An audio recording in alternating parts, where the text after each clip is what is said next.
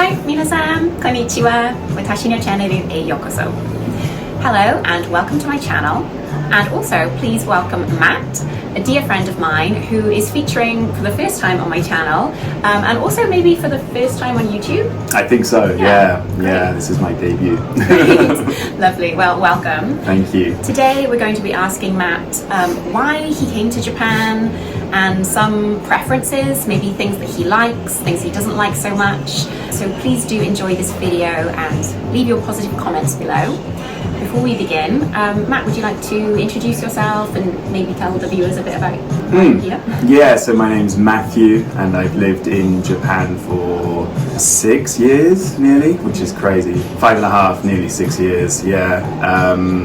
I first met you when I came here because we were working at the same place, and yeah, my initial plan was to only be here for 1 year and then go back to England, but I was loving living here, so I stayed longer, and then I met my girlfriend who then became my wife, and now I have a child here. So yeah, very happy and completely did not expect to be here for this amount of time. Yeah, I can completely understand because it's kind of a similar story for me Yeah, too. exactly. Yeah, you never know what's around the corner. So what was a reason that 1 year became like almost 6? Was there something that happened at that time? It was kind of like step-by-step thing. I mean, I left England because I just was not going anywhere. Like I was just, doing jobs which I didn't enjoy, and I had a teaching qualification which I never used. So I decided to come to Japan because I had a friend who was working here as a teacher. And he was like, yeah, you'll love it for a year, come have fun and then go back to England, join the real world kind of thing. But no, after 1 year working here, I decided to stay another year because I was just enjoying it. Wasn't ready to go back to England. I had a good group of friends, like you guys and everyone, had a good lifestyle. So yeah, 1 year turned into 2 years, 2 years turned into 3 years, and then that's when stuff got like serious with my girlfriend. That life just kind of grew from there. Yeah, really. I see. Amazing. Okay. You said that you had a friend here. Was that like the only reason that you came? Because you could have gone to like so many countries. Why Japan? Yeah, it's as well. You get asked that a lot. Like, why did you come to Japan? My honest answer is like I had no idea about the culture or the language or anything like that. It was literally like, okay, my friend says you can make decent money here. It's a good lifestyle for a year. Like I said, my plan was just to come for a year and then go back. So I thought, okay, yeah, let's go experience Japan for a year. I honestly knew hardly anything about it, which kind of worked well for me because when I came, everything was so new and like amazing and different. I think that's why I enjoyed it so much for the first few years because everything was just so new and completely unexpected. Yeah, it's pretty different to our country, isn't it? Yeah, just a little bit. What were some really surprising things?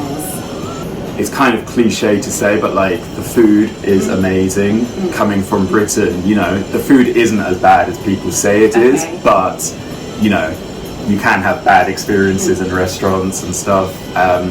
Here, yeah, I remember messaging my family after like a year and saying, I've never had a bad meal here. The food is always great and amazing, which being a big foodie, like makes your life considerably better. Yes, yeah. Yeah, and also just, you hear all the stories of, how safe Japan is, but you never really know. And everything is just very safe and clean, and there's no like major problems which you see on the street. Of course there are issues just like every country, but like having lived in London, there are moments when like you're walking home from the station late at night, you don't feel quite comfortable sometimes because then you see a situation occurring. That's never happened to me over here, so stuff like that I still find amazing and really surprising. Yeah, it's kind of a shame when like a Japanese person's going overseas and you have to say like you have to be careful, because it's such a luxury that we don't really think about because we live here. Yeah, I completely agree. And like a couple of weeks ago I spoke to a Japanese couple who I used to teach who were visiting London, and they were like, is it safe? You're like, it is safe, but over here like you can go anywhere pretty much. In London it's like, it is safe, just don't go to this area late at night or don't go there. So I find it a bit of a shame really, because Japan is such a safe country. I feel like sometimes people from Japan don't want to travel abroad because they think it might be a bit unsafe, where Yeah. you're like, don't go in with that mentality, like go and enjoy it and just be careful. Yes, yeah. Okay, great. So on the topic of food, you mentioned you're a foodie. What's your favorite Japanese food? There's so much. It depends on the season. In the summer, I eat lots of sushi. Okay. Like, yeah. Even like cheap, not so good sushi, I love. Like, I just think it's great. It's so cheap and like tasty and delicious. In the winter, you can't eat a good ramen. Like, I just love ramen. You can't eat it too much because it's so filling and quite not very healthy for you. But yeah, a good ramen in the winter is lovely. I love that. I've actually never eaten ramen. What? Because Really? I'm gluten. Oh yeah, of course. Maybe I'm missing it. But no, I love it because I don't eat it in the summer because it's just really hot. Yeah. There's nothing worse than Japanese summer eating a hot dish, just sweating. So in the winter when it's like this, nice and cold and sunny outside. Perfect ramen weather. Yeah, exactly. Talking of Japanese summer, how do you feel? Yeah, don't like it. I don't think anyone does. That was surprising. Yeah, I knew Japan was like quite hot. Didn't realize it was like tropical hot in the summer. Yeah. I mean, no one likes it, even Japanese people. So yeah, that's a struggle. You just leave your house, walk to the station, you're just covered in sweat already. Yeah. So yeah, you just got to brace yourself for it.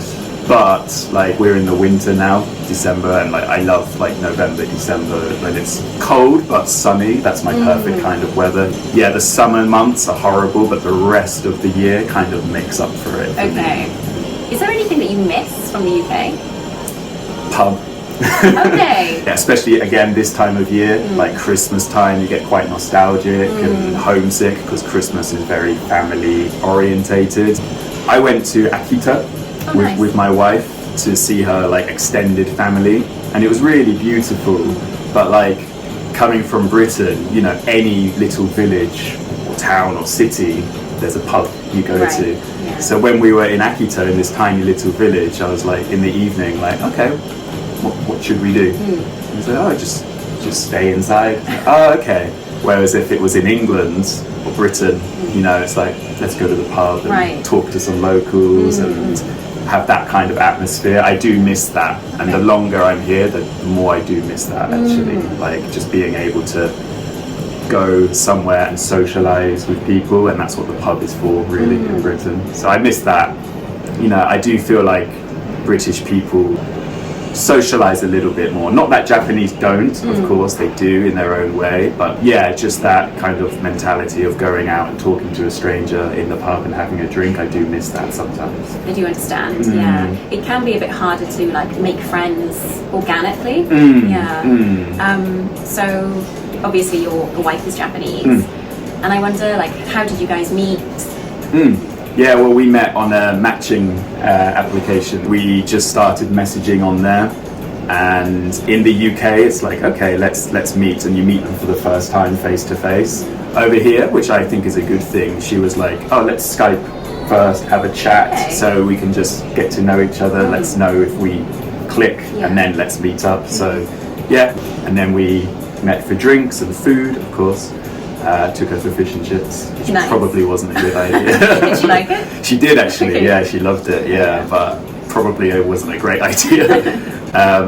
Yeah, and then just took it from there really. We like started dating, and then we moved in together, then we got engaged, then we got married and had a kid. Amazing. So yeah, it all kind of started from there.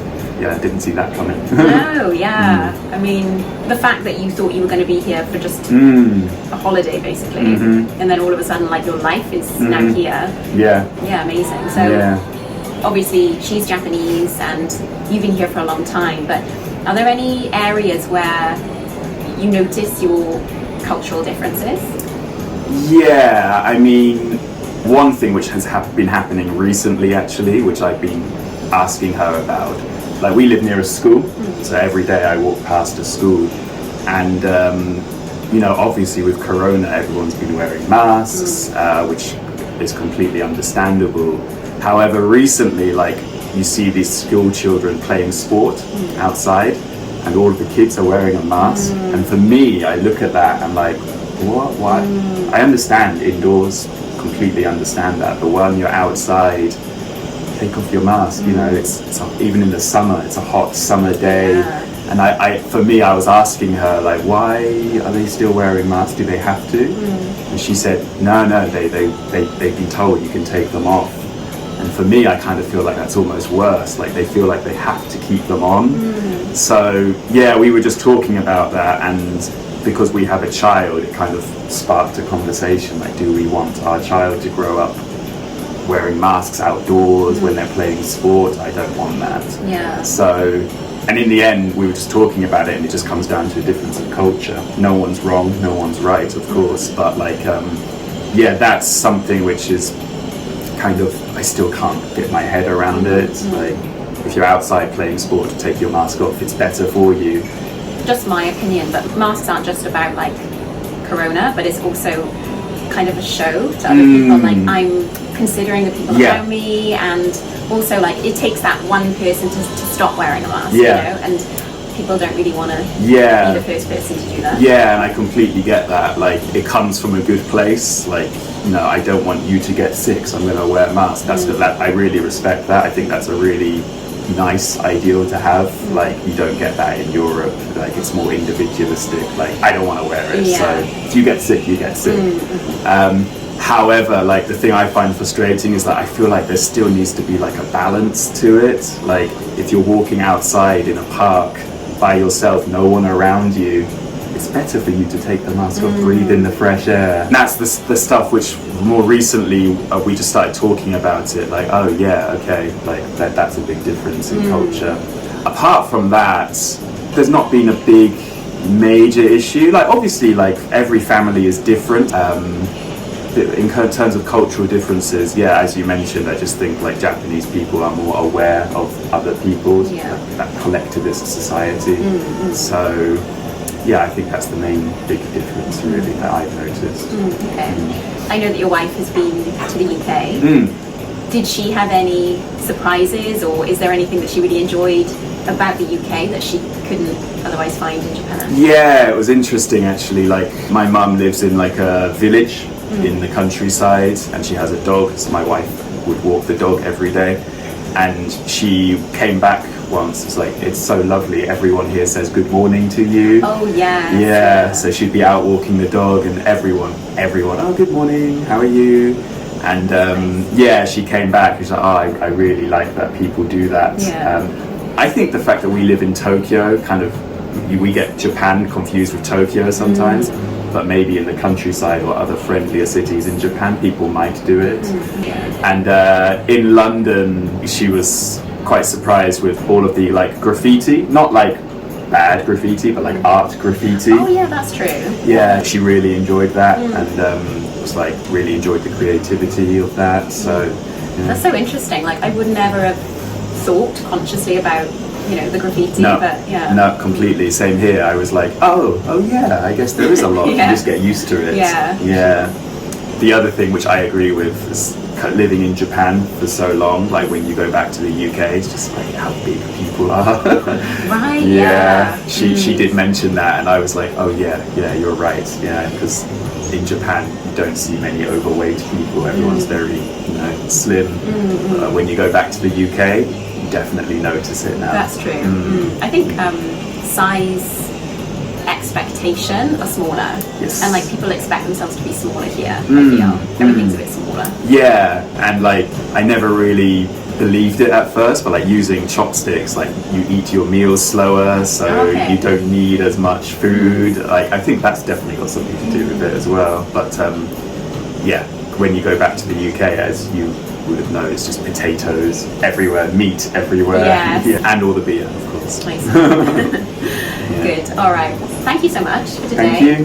It was very interesting answers. Thank you. Mina-san, please do leave your comments. Let us know what you think about this discussion today. Thank you so much, and until next time. Bye bye.